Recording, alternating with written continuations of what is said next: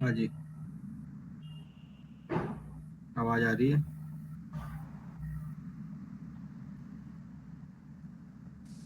हाँ जी सर, आ रही है आवाज। मुस्लिम लॉ हम लोग पढ़ेंगे आज से। हिंदू हमारा कंप्लीट हो गया है। स्पेशल मैरिज एक्ट भी पढ़ना है कि किसी को?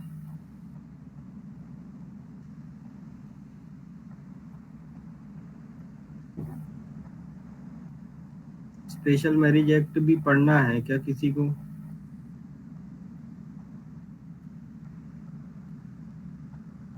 नहीं पढ़ना है।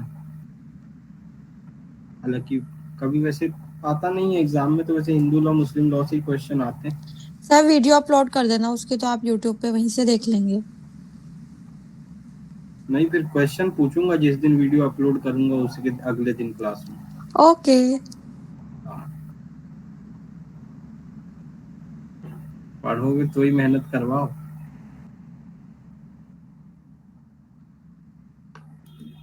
अरे एक काम आप लोग किया करो, खासकर जिनके घर में वाईफाई है या जिनके पास वो आइडिया का बिंज लगा होगा, बिंज वॉच जो रहता है जिसमें रात में वो 12 से 6 आपको अनलिमिटेड इंटरनेट प्रोवाइड करता है। तो जैसे क्या करें कि हमारे जो यूट्यूब चैनल पे वीडियोस हैं, तो उन वीडियोस को आप ऑन करके और सो जाया करो, फ़ोन में चलने दिया करो, साउंड ऑफ कर दिया करो। तो उससे क्या हो जाएगा ना कि वॉच आवर जो है, वॉच आवर इंक्रीज हो जाएगा। अभी रिसेंटली 1600 वॉच आवर पे हम लोग हैं, और 1400 वॉच आवर हम लोगों को और बढ़ाना है। तो यदि 10 डिवाइस से रात के, यदि मान के चलो 6 घंटे भी उसमें वीडियो चला, तो 60 आवर्स पर डे बढ़ सकता है। तो देख लेना, मतलब ऐसा कोई जरूरी नहीं, तो आप लोग कर पाए तो कर लेना। चलिए, मुस्लिम लॉ से अब हम लोग शुरुआत करेंगे। हिंदू हम लोगों ने कंप्लीट कर दिया है। जितना हिंदू में पढ़ाए हैं लगभग उतने में से ही क्वेश्चन पूछे जाते हैं सामान्य तौर पे, बाकी ऐसे स्पेसिफिक आता नहीं है। अब देखिए, nature of Muslim law. Muslim law divine law है, ठीक है। और मुस्लिम लॉ जो है वो एक डिवाइन लॉ है, which is revealed bye God, भगवान की कही गई वाणी, अल्लाह की कही गई वाणी, ठीक है। It is not a man made law, जो कि लेजिस्लेचर से क्रिएट किया जाता है। मुस्लिम लॉ मैन मेड लॉ नहीं है, मनुष्य या मानव के द्वारा बनाया गया लॉ नहीं है। ये एक डिवाइन लॉ है, ठीक है, एक डिवाइन लॉ है जो कि ईश्वर के द्वारा क्रिएट किया गया है, अल्लाह के द्वारा क्रिएट किया गया है। It is based on the belief that law originates from divine revelation rather than human authority। इसमें ये विश्वास है कि लॉ जो होता है वो एक दैविक रिविलेशन, यानी कि जो एक भगवान की जो भाषा होती है या वाणी होती है, उसके बिलीव्स पे या उसके विश्वास पे लॉ बनाया जाता है, ना कि ह्यूमन अथॉरिटी के बेसिस पे। अब बिलीफ सिस्टम क्या है मुस्लिम मुस्लिम में? जो बिलीफ सिस्टम है वो ये है कि वननेस ऑफ गॉड, जिसको तौहीद कहते हैं हम लोग, कि जो है एक है, ठीक है। अल्लाह इज द ओनली गॉड, ठीक है। तो केवल एक ही, मुस्लिम लॉ के हिसाब से केवल एक ही भगवान होते हैं, एक ही ईश्वर होता है जिसको अल्लाह माना गया है, ठीक है। अब देखिए, वहीं पे हिंदुइज्म से यदि उसको कंपेयर करें तो वहां पे कॉन्ट्रास्ट है, क्योंकि हिंदुइज्म में ऐसा बिलीव है कि there are various kind of god, कि बहुत सारे विभिन्न भगवान होते हैं, अलग अलग अवतार उनके होते हैं, ठीक। प्रॉफिट मोहम्मद जो है, मोहम्मद साहब, तो उनको लास्ट प्रॉफिट माना गया था, कि अल्लाह के द्वारा भेजे गए आखिरी जो प्रॉफिट थे वो मोहम्मद साहब थे, ठीक है, प्रॉफिट मोहम्मद थे, ठीक है। अब देखें, प्रॉफिट यानी पैगंबर होता है या नबी कह लें हम, तो कुरान जो है, कुरान एकमात्र ऐसी किताब है जो कि बुक ऑफ अल्लाह जिसको कहा जाता है, या जो कि अल्टीमेट सोर्स है गाइड करने के लिए कि किस तरीके से, किस पथ पर, किस राह पे मुस्लिम को चलना है या क्या लॉज उनको फॉलो करना है। Muslim accept the presence of religious scholars and leaders after prophet Muhammad but none are considered prophet. देखिए, जो मोहम्मद साहब थे, पैगंबर मोहम्मद साहब थे, उनके बाद जितने भी गुरु आए या जितने भी संत वगैरह हुए, वो सभी के सभी जो रिलीजियस स्कॉलर्स रहे हैं या लीडर्स रहे हैं, उनकी प्रेजेंस में या उनकी बातों को एक्सेप्ट तो किया गया मुस्लिम के द्वारा, लेकिन उन्हें प्रॉफिट या पैगंबर नहीं माना गया। तो अल्लाह के द्वारा भेजे गए आखिरी पैगंबर जो है वो मोहम्मद साहब थे, पैगंबर मोहम्मद साहब। ठीक है, अब देखिए, equality in Islamic society. Islam does not recognise, इस्लाम में कास्ट सिस्टम नहीं, जैसे हिंदुइज्म में बहुत सारी कास्ट है, इस्लाम में ऐसा कुछ भी नहीं है। हर एक इंडिविजुअल जो है वो गॉड के सामने या गॉड के प्रति एक माना गया है, बराबर माना गया है, चाहे गरीब हो, अमीर हो, कैसा भी स्टेटस हो, कैसा भी वेल्थ हो, या फिर कैसे भी बर्थ हो, या कहीं पे भी बर्थ हो। Pre Islamic Arabian society, prophet Mohammad के पहले की सोसाइटी कैसी थी? The society was governed by custom and usages। जिस तरीके से रीति रिवाज उनके चलते आ रहे थे, जो अलग अलग ट्राइब्स हुआ करती थी, अलग अलग ट्राइब के हिसाब से जो रीति रिवाज चलते थे, तो पहले जो अरेबिक सोसाइटी थी वो इस तरीके से चला करती थी। बहुत सारे कस्टम्स जो थे वो करप्ट थे और अनजस्टिफाइड थे। ठीक है, मॉरल और सोशल डिसऑर्डर, नैतिक और सामाजिक जो है उसमें डिसऑर्डर हुआ करते थे। महिलाओं को बहुत छोटा दर्जा दिया गया था, लगभग उनके कोई भी राइट नहीं हुआ करते थे।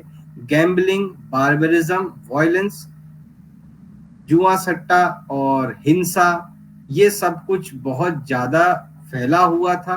तो इस पीरियड को अय्यम इल जहीलिया कहा जाता है। अय्याम इल जहीलिया जो है इस पीरियड को कहा जाता है, जिसको बोला गया है एज ऑफ इग्नोरेंस, वाइल्डरनेस और सेवेजरी। ठीक है, एज ऑफ इग्नोरेंस, वाइल्डरनेस और सेवेजरी, अय्यम इल जहीलिया।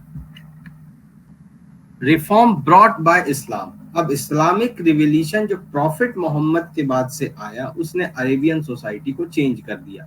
एक मॉरल डिसिप्लिन, जस्टिस और इक्वलिटी, महिलाओं का स्टेटस बढ़ाया गया, करप्ट और इनह्यूमन प्रैक्टिसेस जो थी उसको हटाया गया, और marked a transition from ignorance to spiritual and social enlightenment. Ignorance से एक स्पिरिचुअल, धार्मिक और एक सोशल एनलाइटमेंट जो है उसकी तरफ एक ट्रांजिशन आया। ठीक है, बदलाव लोगों के अंदर आया। अब देखिए, प्रॉफिट मोहम्मद जिनको कि इस्लाम का फाउंडर भी माना जाता है, जो कि आखिरी पैगंबर थे अल्लाह के द्वारा भेजे गए, 57 एडी मक्का में इनका जन्म हुआ, और इनके फादर जो है died before his birth at Medina. इनके फादर की डेथ इनके बर्थ होने के पहले ही हो चुकी थी। मदर ने उनको 6 साल तक की उम्र तक रेस किया, उसके बाद उनकी मदर की डेथ हो गई। उनके जो ग्रैंड फादर थे अब्दुल मुतल्लिब, फिर उन्होंने जो है इनका ध्यान रखा। इसके बाद जब इनके ग्रैंडफादर की भी डेथ हो गई, तो इनके अंकल अबू तालिब वो इनके गार्जियन बन गए। तो 35 की उम्र पे प्रॉफिट मोहम्मद ने प्रॉफिट मोहम्मद की शादी खादिजा से हुई, जो कि एक वेल्दी विडो थी। ठीक है, जो कि एक विधवा थी, लेकिन पैसों से काफी ज्यादा रईस थी। उसके बाद उनके 6 बच्चे हुए, 2 लड़के और 4 डॉटर। दोनों लड़कों की डेथ जो है वो बचपन में ही हो गई, इन्फेंसी में ही हो गई। उनकी जो बिलवेड डॉटर थी, उनकी जो बेटी थी फातिमा ने शादी करी अली से, जो कि प्रॉफिट के कजिन थे, जो कि पैगंबर मोहम्मद साहब के भतीजे थे, कजिन थे, यानी कि उनके चाचा के बेटे थे, मान के चलो, जो उनके गार्जियन थे उन्हीं के बेटे। तो उनसे शादी करवाई गई उनकी बेटी की। ठीक है, और बाद में जो है अली एक इम्पोर्टेंट लीडर बने इस्लाम के अंदर, ठीक है। यानी कि अपने कजिन से ही उन्होंने अपनी बेटी की शादी करी। फर्स्ट रिविलेशन वाही, ठीक है। जब 40 की उम्र में वो हीरा की गुफाओं में मेडिटेशन कर रहे थे, ध्यान कर रहे थे, तो प्रॉफिट मोहम्मद ने पहला संदेश, प्रॉफिट मोहम्मद के पास पहला संदेश आया जिसको वाही कहा जाता है, जो कि गॉड का, अल्लाह का मैसेज था, ठीक है। ये प्रॉफिटहुड की या पैगंबरवाद की या इस्लाम का जन्म जो है वो यहीं से हुआ, ठीक है। पैगंबरवाद या इस्लाम का जो जन्म था वो इसी पहले वाही या पहला जो मैसेज उनको आया अल्लाह का, वहीं से यहाँ से शुरुआत हुई। अब देखिए अर्ली फॉलोअर्स, तो सबसे पहले उनकी बात पे जो विश्वास करने वाली थी वो उनकी वाइफ थी खादीजा। इसके बाद वराका, जो कि एक ब्लाइंड स्कॉलर था, एक अंधा भक्त था उनका, ठीक है, यही बोलना पड़ेगा इसमें, या शिष्य था जो कि ब्लाइंड था, उसने भी उन पे विश्वास किया। इसके बाद अबू बकर, अबू बकर जो कि उनके ससुर साहब थे, फादर इन लॉ थे, वो फर्स्ट कैलिफ बने after his death. Prophet Mohammad की डेथ के बाद जो फर्स्ट कैलिफ जो बनाए गए थे, यानी कि खलीफा जो बनाए गए थे, कैलिफ मतलब होता है खलीफा, तो पहले जो खलीफा बनाए गए वो अबू बकर थे। उसके बाद उमर दूसरे कैलिफ, और तीसरे खलीफा जो थे वो उस्मान थे, उन्होंने एज फॉलोअर उनको ज्वाइन किया। इसके बाद अपोजिशन एंड परसिक्यूशन, देखिए जो उनकी खुद की एक ट्राइब थी, उनके खुद के जो समाज वाले लोग थे मक्का में, उन्होंने उनका बहुत ज्यादा विरोध किया। अबू लहाब जो कि प्रॉफिट के चाचा थे, और उनका सन अब्दुल मुतल्लिब, ठीक है, परसिक्यूटेड एंड ह्यूमिलिएटेड हिम, इन्होंने बहुत ज्यादा उनको विरोध किया उनका, और उनको बहुत ज्यादा ह्यूमिलिएट किया। प्रॉफिट को अब्यूज किया गया, उनके बाल पकड़ के उनको खींचा गया मदीना मक्का में जो मंदिर है उससे, फ्रॉम द टेम्पल ऑफ मक्का।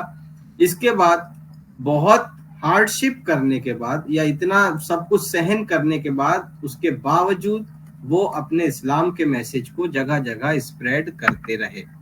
इसके बाद क्या हुआ, माइग्रेशन टू मदीना, फिर वो हिजरा 622 एडी में हिजरा यानी कि मदीना वहां चले गए। बहुत ज्यादा विरोध बढ़ने के कारण प्रॉफिट और उनके जो फॉलोअर्स थे वो मदीना में चले गए 622 एडी में, और इस इवेंट को जो है हिजरा बोला जाता है, हिजरा यानी कि माइग्रेशन, ठीक है।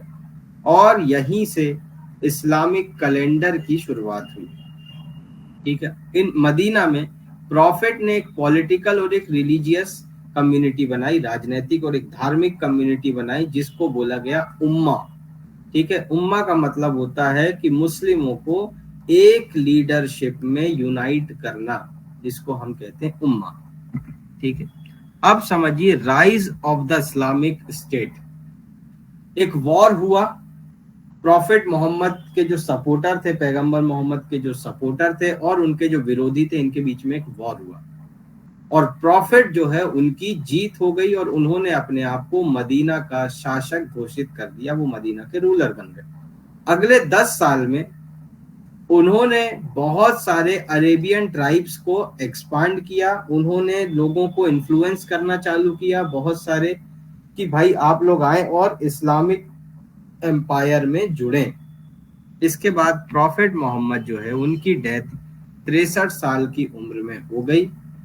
जिस समय उनकी डेथ हुई, by the time of his death, वो सुप्रीम स्पिरिचुअल और पॉलिटिकल रूलर बन चुके थे ऑफ यूनिफाइड अरब एम्पायर, ठीक है।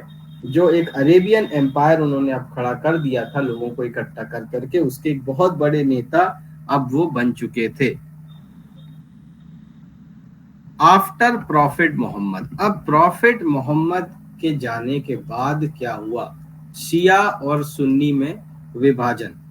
सबसे पहले question of succession, prophet Mohammad की डेथ के बाद एक मेजर इशू अराइज हुआ कि भैया अब अरब का राजा कौन, अब अरब में कौन शासन करेगा।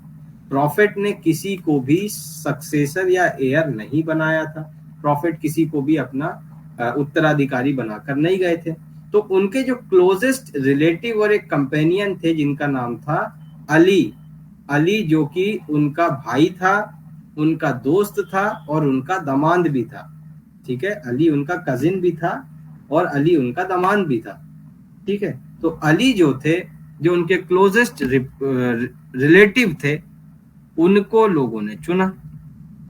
अब इससे क्या हुआ कि दो पॉलिटिकल ग्रुप बन गए, क्योंकि जो सक्सेशन के ऊपर जो डिस्प्यूट था वो कोई रिलीजियस तो था नहीं, वो पॉलिटिकल था। तो यहाँ से दो ग्रुप जन्म लेते हैं, एक होता है शिया और एक होता है Sunni.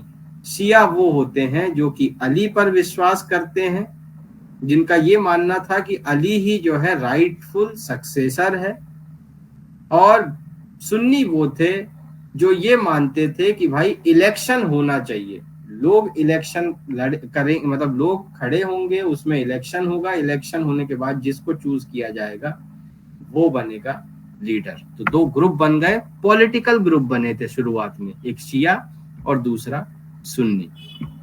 The first caliphate Sunni election. शिया में तो साफ बोल दिया था कि जो डिवाइन राइट्स हैं और जो चाहते हैं कि अली ही हमारे शासक बने, तो वो शिया हो गए थे। ठीक है, अब यहाँ पे देखो ये बोलता है the first caliphate Sunni election. Caliphate मतलब कि खलीफा, कैलिफ। ठीक है, तो अब इलेक्शन हुआ कि पहले खलीफा के लिए, सुन्नी का पहला खलीफा कौन। तो जो सुन्नी मुस्लिम थे या जो इस आइडियोलॉजी की विचारधारा को मानते थे, उन्होंने इलेक्शन किया और अबू बकर जो कि ससुर साहब थे प्रॉफिट मोहम्मद, पैगंबर मोहम्मद के, या खादीजा जो उनकी पत्नी थी, उनके जो फादर साहब थे, उन्हें पहला खलीफा नियुक्त किया गया। कैलिफ खलीफा, चीफ मुस्लिम सिविल और रिलीजियस रूलर, जो कि प्रमुख मुस्लिम सिविल और रिलीजियस रूलर हुआ करते थे, और इनको ही पैगंबर मोहम्मद का सक्सेसर माना गया।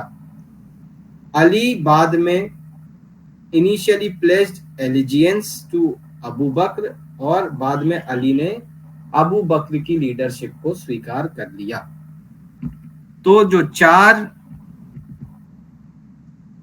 राशिदुन कैलिफ, जो चार खलीफा बने, ठीक है, जो चार राइटली गाइडेड खलीफा बने, उसमें सबसे पहले अबू बकर जो कि पहले खलीफा थे, जिन्होंने 2 साल रूल किया और बीमारी के कारण उनकी डेथ हो गई। उमर जो कि दूसरे खलीफा थे, जिन्होंने 10 साल रूल किया और उसके बाद उनको मार दिया गया।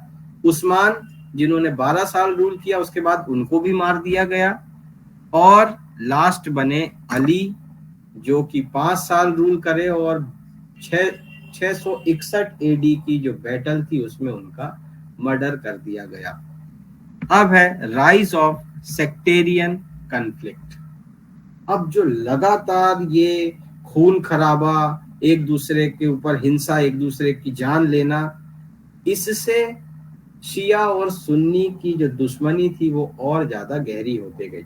अब अली की डेथ के बाद जो उनके एल्डर सन थे, उनका जो बड़ा बेटा था हसन, हसन को बनाया गया 5वां खलीफा, लेकिन बाद में उसने रिजाइन कर दिया in the favour of Muawiya जो कि सुन्नी लीडर थे। हसन को बाद में, Hasan was later assassinated despite, जबकि हसन ने अपना रेजिग्नेशन दे दिया था, उसके बावजूद भी हसन को मार गिराया गया। इसके बाद द ट्रेजेडी ऑफ करबला। ठीक है, अब हसन की डेथ के बाद अली का जो यंगर बेटा था हुसैन, ठीक है, तो वो स्पिरिचुअल लीडर बना शिया का, पॉलिटिकल लीडर नहीं बना। याद रखिए, अब इसने राजनीति में मतलब कदम रखना खत्म कर दिया। अली जो है वो बन गया स्पिरिचुअल लीडर, धार्मिक गुरु, ठीक है, शिया का। हुसैन को जो है, सॉरी, हुसैन बना। अब हुसैन को याजिद याजिद जो कि मुआविया का बेटा था, उसने करबला की बैटल में हुसैन को मार गिराया। ठीक है। और the event is commemorated annually during Muharram mourning Hussain's married martyrdom. ठीक, मार्टेर डोम। ठीक है, ये बोल रहा है कि जो मुहर्रम का जो पर्व मनाया जाता है तो वो एक दुख का त्योहार होता है, जिसमें हुसैन जो कि एक स्पिरिचुअल गुरु थे, एक स्पिरिचुअल लीडर थे, उनकी डेथ जो हुई थी इस करबला के बैटल में, उसी के शोक में मुहर्रम मनाया जाता है। और आप लोगों ने देखा भी होगा कि उसमें कई तरीके की एक्टिविटीज होती हैं, लोग अपने पे कोड़े मारते हैं, तलवारें मारते हैं, अंगारों में चलते हैं। ठीक है, क्यों? क्योंकि दुख का त्योहार होता है, कष्ट का त्योहार होता है। ठीक है, तो इसी इवेंट से मुहर्रम हुआ, हुसैन को जो मारा गया था बैटल ऑफ करबला में। अब उमायद डायनेस्टी, हुसैन की डेथ के बाद शिया और सुन्नी में बहुत ज्यादा गैप आ गया और इस तरीके की स्थिति पहुंच गई कि अब ये इररिपेरेबल हो गया कि यहां से वापसी कर पाना एकदम नामुमकिन हो गया। Power shifted to the Sunnis. अब वापस, क्योंकि हुसैन तो शिया थे, अब वापस सुन्नियों के पास पावर आ गई मुआविया के अंडर। मुआविया ने इसके भाई को भी मारा था, इसको भी मार दिया। और अब इसने इंट्रोड्यूस किया हेरिडिटरी सक्सेशन, वंशवाद की शुरुआत मुआविया ने चालू किया। और इसी के साथ उमायद डायनेस्टी का जन्म हुआ, जिसने इस्लामिक कैलिफेट को डायनेस्टिक रूल में कन्वर्ट कर दिया। ये बोला कि भाई धार्मिक लीडरशिप अब नहीं चलेगी, अब खलीफागिरी नहीं चलेगी। अब उसने कह दिया कि अब जो है वंशवाद चलेगा, डायनेस्टी चलेगी या डायनेस्टिक रूल चलेगा। तो मुआविया ने इस तरीके से उमायद डायनेस्टी को जन्म दिया। इसके बाद होता है द एंड ऑफ कैलिफेट। यहाँ पे खलीफा जो था वो खत्म होता है। तो सेंचुरीज के बाद बहुत सारे डायनेस्टीज और बहुत सारे कैलिफ्स ने रूल किया, दोनों सुन्नी और शिया में। और फाइनली 1924 में कैलिफेट को एबॉलिश कर दिया गया, खलीफा को हटा दिया गया from the national assembly of Ankara, ending the centuries old Islamic caliphate system. राष्ट्रीय असेंबली, नेशनल असेंबली जो थी अंकारा की, टर्की में, उसमें 1924 में जो बहुत पुराना ओल्ड सिस्टम था इस्लामिक कैलिफेट सिस्टम, क्योंकि मुआविया जो था वो तो सुन्नी था, शिया तो वो अपना खलीफा सिस्टम चला ही रहे थे। तो अब यहाँ पे आके इन्होंने कैलिफेट सिस्टम को खत्म कर दिया, खलीफा सिस्टम को बंद कर दिया। अब आते हैं स्कूल ऑफ मुस्लिम लॉ। दो मेजर डिवीजन हुए। प्रॉफिट मोहम्मद की डेथ के बाद मुस्लिम लॉ के दो बड़े स्कूल बने, जो जिनके बेसिस पे उन्होंने अपनी चीजों को इंटरप्रीट किया, अपनी अथॉरिटीज को समझा। पहला स्कूल बना शिया, दूसरा स्कूल बना सुन्नी। शिया स्कूल ऑफ लॉ। अब पढ़े। शिया ने सभी ट्रेडिशन को रिजेक्ट कर दिए और ये बोला कि not traced directly to Ali, जो चीज अली से नहीं जुड़ी हुई है उन्होंने सब उस चीज को हटा दिया। Who they believe was rightful successor of the prophet, जो इनका ये विश्वास था कि जो राइटफुल सक्सेसर था प्रॉफिट का, पैगंबर साहब का, वो अली ही था। तो शिया ई अली, जिसका मतलब होता है फैक्शन और पार्टी ऑफ अली। शिया ई अली, जो अली को मानने वाले लोग थे वो शिया ई अली थे। मतलब शिया लोग अली को मानते थे, तो इससे आप याद रख सकते हैं शिया ई अली। जो शिया थे उन्होंने इमाम, आप लोगों ने सुना होगा इमाम, तो इमाम का जो रोल था, इमाम यानी कि स्पिरिचुअल लीडर, जो कि उनको गाइड करेगा लीगल और रिलीजियस मैटर्स में। न्यायिक और धार्मिक जब भी मैटर आएगा तो उसमें उनको गाइड करने वाला और उनको ऑथराइज करने वाला, जो उनकी एक अथॉरिटी बनी, वो बने इमाम।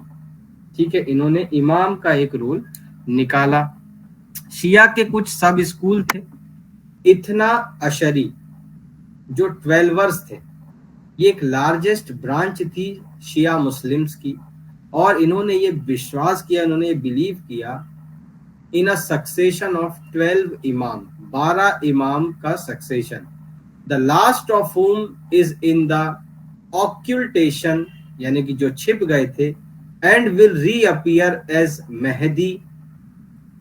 ठीक है, अब ये हुआ, उन्होंने ये विश्वास किया या ये बिलीव किया कि जो 12 इमाम थे, मतलब इमाम जो चलेंगे, उनके इमाम का रोल बता दिया उन्होंने। अब इमाम जो है 12 इमाम तक का सक्सेशन चलेगा। ठीक है, जिसमें जो लास्ट होंगे वो हिडन होंगे, और उसके बाद फिर वो मेहदी के रूप में रीअपियर हो जाएंगे। ठीक है, एक मिनट रुकिए। ठीक है, मेहदी यानी होता है कि एक लीडर जिनके गाइडेंस में, या एक रिलीजियस लीडर या एक स्पिरिचुअल लीडर, इसको हम बोल सकते हैं, उसको मेहदी कहा जाता है। और दूसरा बना, देखो ये तो इतना अशरी हो गए। ठीक है, इसके बाद बने इस्माइली। इस्माइली बने सेवनर्स। इन्होंने बोला कि हम 7 इमाम को रिकॉग्नाइज करेंगे, और 7वें इमाम के बाद हम लोग डाइवर्स हो जाएंगे। ठीक, जो 7th इमाम थे वो थे इस्माइल। तो इसने और 2 सब सेक्शन को डेवलप किया। इतना अशरी जो थे, उन्होंने तो बोला 12 इमाम बनेंगे, जिसमें आखिरी इमाम छिपा रहेगा, और बाद में मेहदी के रूप में एक गाइड बनके, एक रिप्रेजेंटेटिव, एक लीडर बनके वो हमको चलाएगा आगे। और दूसरा जो सब स्कूल था शिया का, वो थे इस्माइली। इसमें सेवनर्स की बात की गई कि हमारे 7 इमाम रहेंगे, और 7वां इमाम जो इस्माइल था, उसके बाद हम लोग डाइवर्ज हो जाएंगे। अब इसमें और 2 सब ब्रांच बने, या 2 सब सेक्शन बने, जिसको हम कहते हैं बोहरा और खोजाज। ठीक है, बोहराज और खोजाज, बोहरा और खोजा। इसके बाद अब हम लोग आते हैं सुन्नी स्कूल ऑफ लॉ।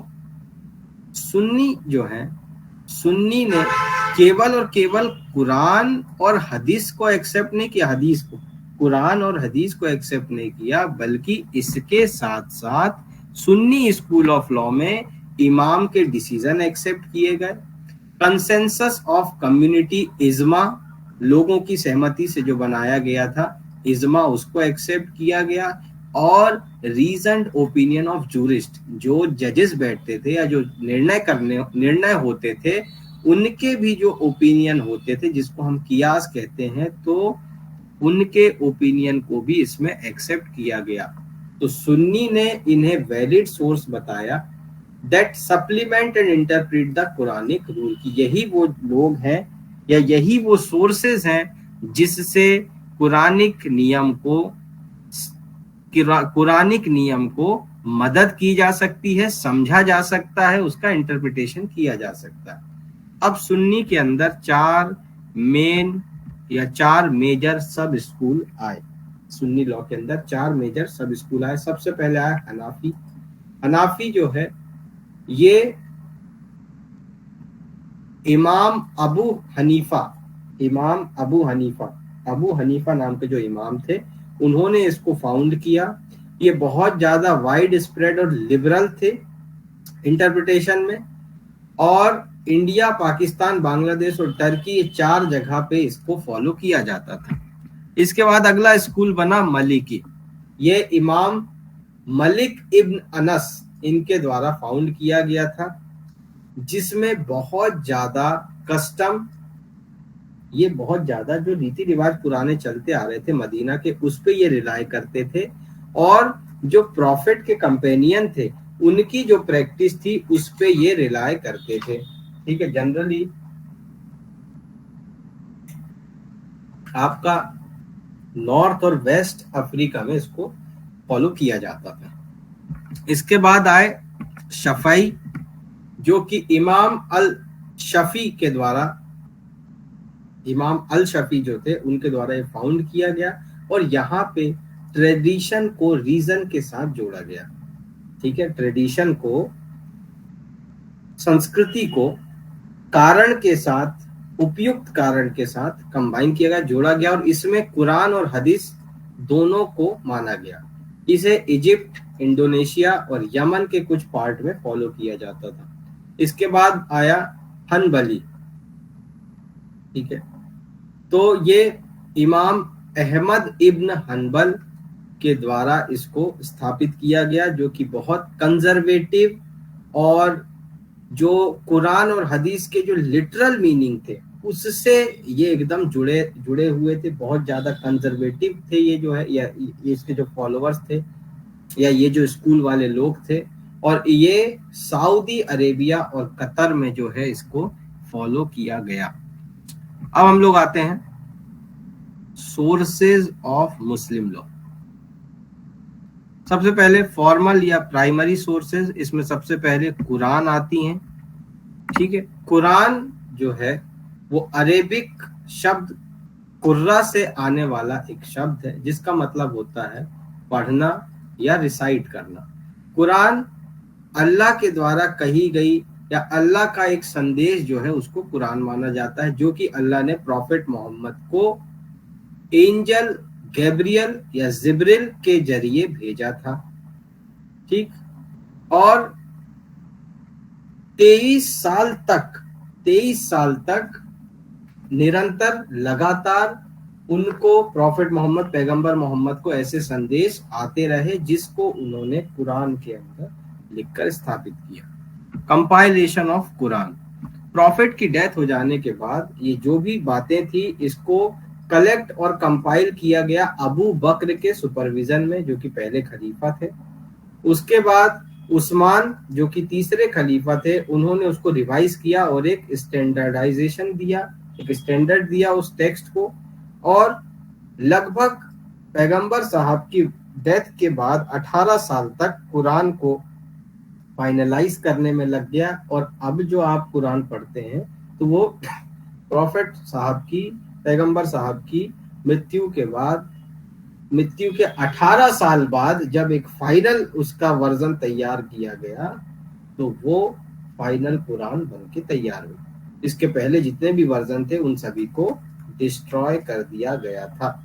तो as a word of God, Allah की शब्द या अल्लाह की जुबान, या ये बोल दें कि उनके मैसेजेस को कुरान माना गया, और वो एक इटर्नल और एक इम्यूटेबल है, उसको बदला नहीं जा सकता, उसको अमेंड नहीं किया जा सकता, और उसको मनुष्यों के द्वारा या किसी भी संस्था के द्वारा मॉडिफाई नहीं किया जा सकता। उसमें जो लिखा है वही सत्य है।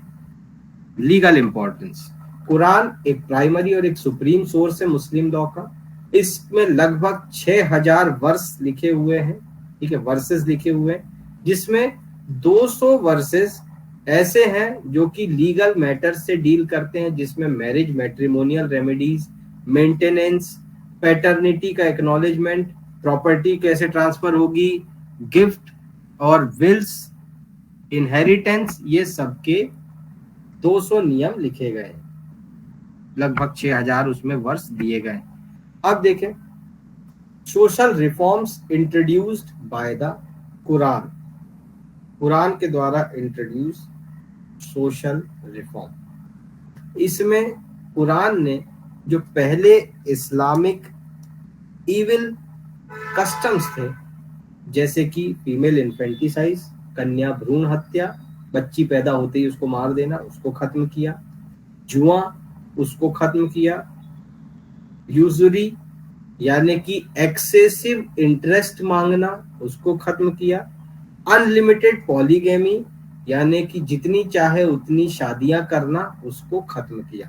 महिलाओं का स्टेटस सुधारा कुरान ने, उन्हें भी प्रॉपर्टी और मैरिज में राइट्स दिलवाया।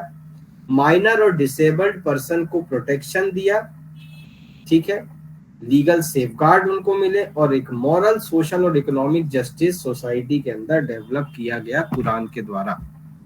अगला आपका सोर्स है सुन्ना, सुन्ना यानी या सुन्नत इसको हम बोलेंगे। जो सुन्ना वर्ड है इसका मतलब होता है पाथ या वे। कुरान का मतलब क्या होता है? पढ़ना। ठीक है। और सुन्ना का मतलब होता है पाथ या रास्ता। तो ये रिफर करता है कंडक्ट या बातें या approvals of prophet Mohammad. Prophet Mohammad का क्या कंडक्ट था, क्या बातें थी, क्या चीजें उन्होंने अप्रूव करी। तो इसको हम जब एक साथ जोड़ देते हैं तो इनको जोड़ने के बाद कहा जाता है हदीस। हदीस यानी tradition, serving as a practical example of how to apply the Quran in daily life. हदीस ये बताता है कि कैसे आप कुरान को अपने निजी जीवन में उतार सकते हैं, उपयोग में ले सकते हैं। ठीक है। अब है टाइप्स ऑफ सुन्ना। सुन्ना के कुछ प्रकार हैं। एक सुन्नत उल कौल यानी कि स्पीच, जो भी प्रॉफिट मोहम्मद ने बोला शब्दों में, जैसे उन्होंने जो टीचिंग दी, उन्होंने जो कमांड्स दिए और जो भी अलग अलग मैटर्स में जजमेंट दिए, वो सब सुन्नत उल कौल है, यानी कि उनके द्वारा बोला गया। इसके बाद सुन्नत उल फैल यानी कि एक्शन, जो भी चीजें पैगंबर साहब ने खुद प्रैक्टिस में लाए, जैसे कि किस तरीके से प्रार्थना करना है, कैसे आपको उपास करना है, कैसे अपनी सोशल ड्यूटीज को परफॉर्म करना है, सामाजिक दायित्वों का पालन करना है, तो वो हो गया सुन्नत उल फैल यानी कि एक्शन। ठीक है। और लास्ट है सुन्नत उल तुकरीर। ठीक है, यानी कि टैसिट अप्रूवल। ये है कि जो दूसरों के द्वारा प्रॉफिट के प्रेजेंस में, ठीक है, प्रॉफिट के प्रेजेंस में, पैगंबर साहब की मौजूदगी में जो किसी और पर्सन के द्वारा एक्ट किया गया हो, ठीक है, विच ही डिड नॉट फॉरबिड, जो कि उन्हें सही नहीं लगा हो। ठीक है। तो हिज साइलेंस और अप्रूवल सिग्निफाइज परमिटेड एक्शन। तो जो कि उन्हें सही लगा हो, जिसको उन्होंने करने से नहीं रोका हो, तो वो होता है सुन्नतुल तुकरीर। समझिए, इसका मतलब ये बोला गया है कि जैसे मान के चलो कि आपके घर में समोसे बने और आपने जो है जाके उस समोसे को उठाया और समोसे खा लिए, और आपकी मदर ने आपको नहीं रोका।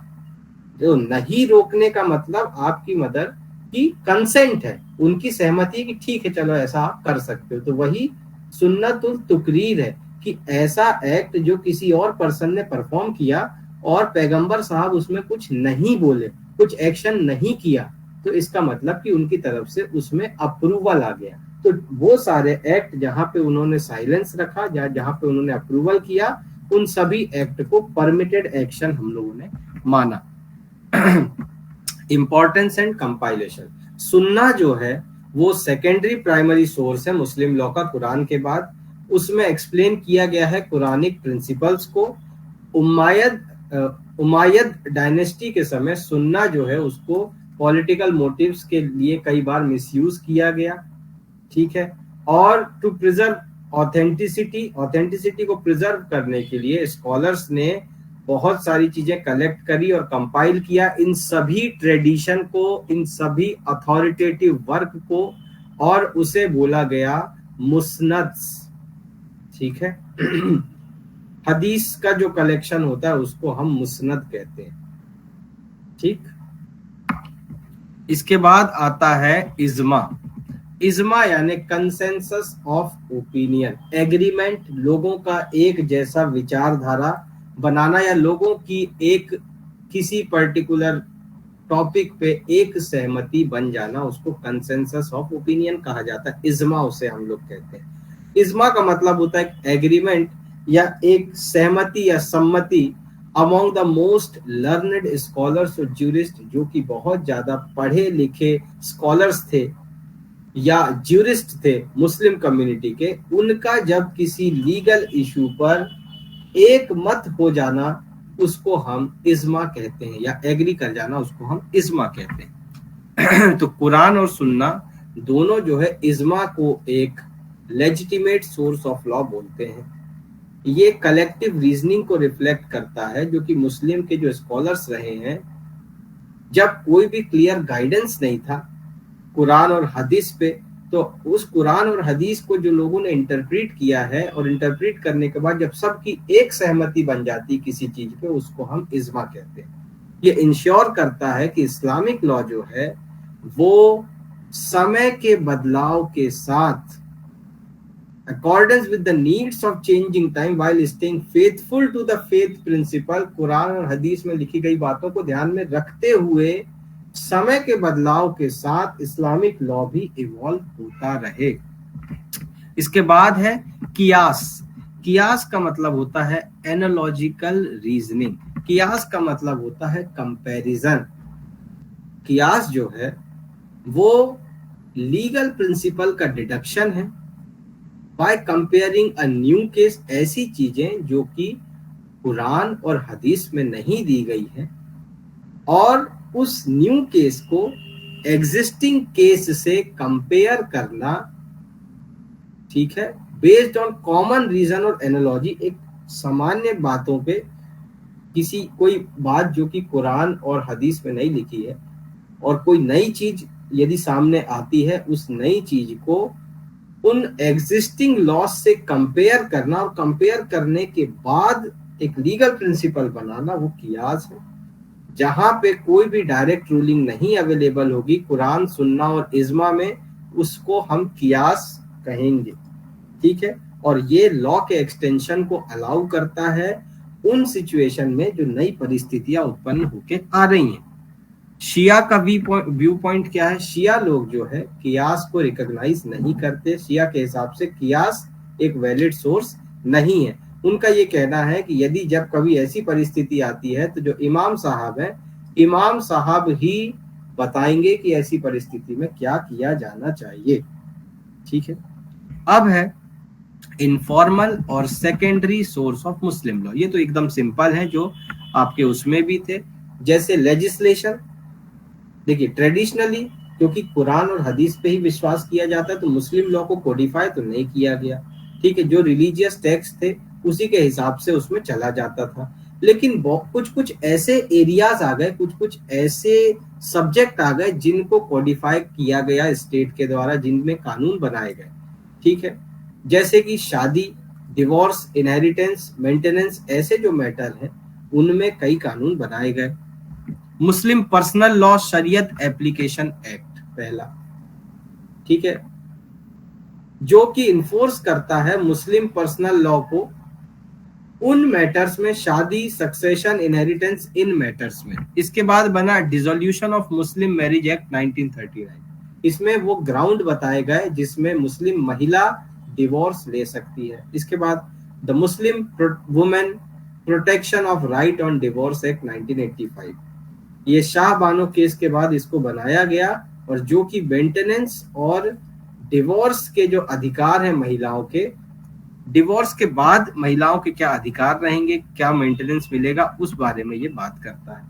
इसके बाद आते हैं कस्टम और यूसेजेस। कस्टम यानी कि उर्फ और आदत, इसका मुस्लिम लॉ में सब्सिडियरी रोल रहा है, इंपॉर्टेंट रोल रहा है।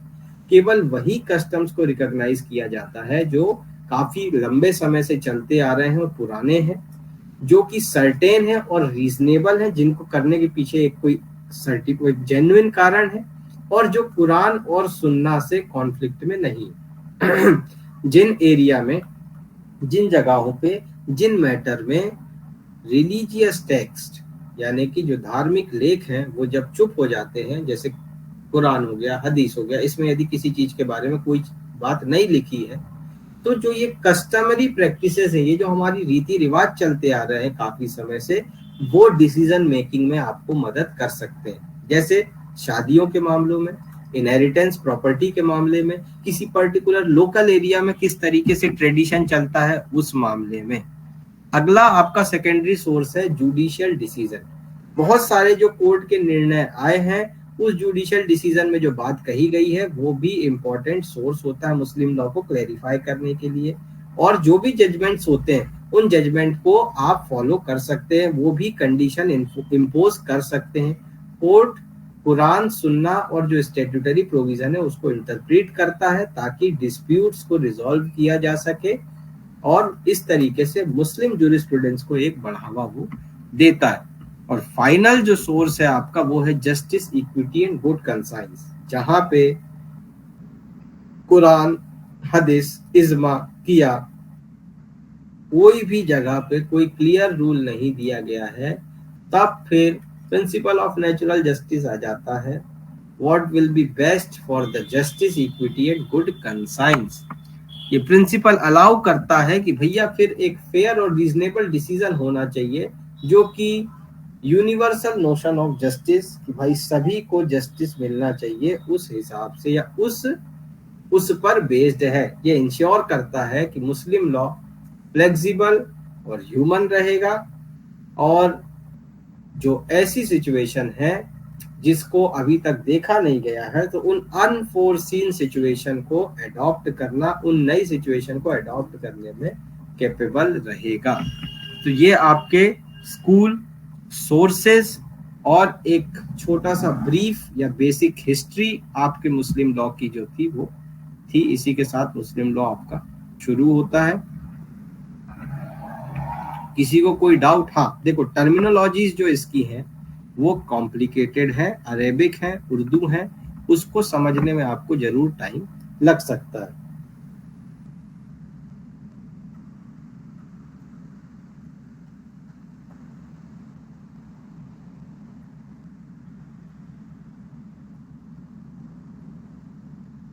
बाकी किसी को कोई डाउट? सब समझ में आ गया?